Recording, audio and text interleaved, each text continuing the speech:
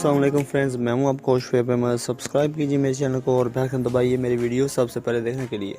दोस्तों, आज मैं आप लोगों के लिए लेकर आया हूं इमो का लाइव। ठीक है, इमो लाइव।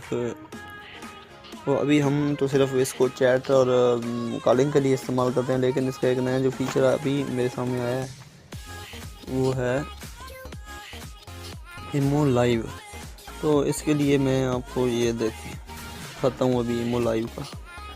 ये आपने प्रेस करना है, ये जो ये तकरीबन लेफ़्ट साइड मेरे बनती है। लेफ़्ट साइड पे इधर आपको एक नज़र आएगा, first tap to change your status, setting, create chat group. और ये है देखिए लाइव पे आप क्लिक करेंगे तो ये डिफरेंट कंट्रीज़ के लोग, और ये देखिए आपके सामने पाकिस्तानी, बांग्लादेशी,